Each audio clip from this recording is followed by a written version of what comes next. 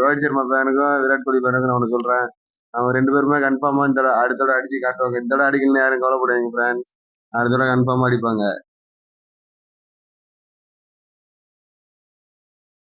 Welcome RK cricket centre. இன்னைக்கு நம்ம cricket சென்டர்ல என்ன எதை பத்தி பேச போறோம் அப்படின்னா, இந்தியா பங்களாதேஷோட கிரிக்கெட் டெஸ்ட் மேட்ச் முடிஞ்சு இந்தியா வந்து ஒரு அபாரமான வெற்றி பெற்றது. அதை பத்தி யார் டாப் பர்ஃபார்மன்ஸ் சொல்லிட்டு நம்ம அசோக் டிஸ்ட்ரிக்ட் லெவல்ல ஆல்ரவுண்டர் பெஸ்ட் ஆல்ரவுண்டர் நம்ம அசோக் கிரிக்கெட்டர்கிட்ட இன்னைக்கு நம்ம அதை பத்தி பேச போறோம். வணக்கம் அசோக் கிரிக்கெட்டர் அவர்களே. சொல்லுங்க. இப்ப இந்தியா பங்களாதேஷ் வந்து டெஸ்ட் மேட்ச் வந்து இந்தியா வந்து ஒரு அபாரமான ஒரு வெற்றி பெற்றாங்க இல்லைங்களா?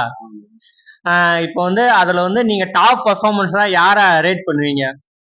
ஃபர்ஸ்ட் இன்னிங்ஸ்ல வந்து அஸ்வின் இது பண்ணுவோம். அஸ்வின் ஜடேஜா நல்லா பார்ட்னர்ஷிப் போட்டாங்க.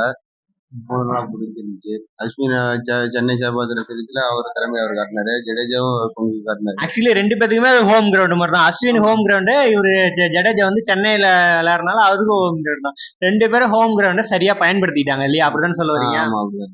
சரி, ஓகே. அடுத்தது அடுத்த செகண்ட் இன்னிங்ஸ்ல பண்ணிட்டு வந்து கிட்டத்தட்ட 2 வருஷம் 1.5 வருஷம் கழிச்சு திருப்பி வந்து கிரிக்கெட்ல வந்து கம்பேக் பண்ணியிருக்காரு. அவர் செஞ்சுரியோட அவரோட டேலண்ட ப்ரூவ் பண்ணியிருக்காரு. எப்படி போனோம் அப்படியே திரும்ப வந்துட்டாரு. அதை பத்தி என்ன நினைக்கிறீங்க? அதை பத்தி அதிகமா அதான் நான் சொல்ற போற நீங்களே எல்லாத்தையும் சொல்லிட்டீங்க.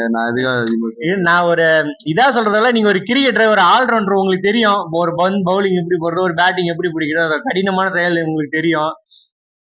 ஒன்னு ரிஷப் பண்ட் அவரு திறமையை காட்டினாரு. கில்லு நல்லா ஆடினாரு. பவுலிங் கில்லுக்கு வந்து ஒரு செகண்ட் இன்னிங்ஸ்ல வந்து தொடர்ச்சியா ஒரு 50 செஞ்சுரின்னு போட்டுட்டு இருக்கனால அவர் வந்து ஒரு செகண்ட் இன்னிங்ஸ் பேட்ஸ்மேனா திகழ்ந்துட்டு இருக்காரு இல்லைங்களா? அப்புறம் பவுலிங் பாத்தீங்கன்னா பவுலிங் நல்லா போனாரு. அஸ்வின் நல்லா போட்டாரு. ஜடேஜா நல்லா போட்டாரு. ஃபர்ஸ்ட் இன்னிங்ஸ்ல 2 பேரும் பார்ட்னர்ஷிப் போட்டு பேட்டிங்ல பெர்ஃபார்ம் பண்ணாங்க. செகண்ட் இன்னிங்ஸ்ல 2 பேரும் பவுலிங்ல பெர்ஃபார்ம் பண்ணி பங்களாதேஷ் சமாதி கட்டிட்டாங்க இல்லைங்களா?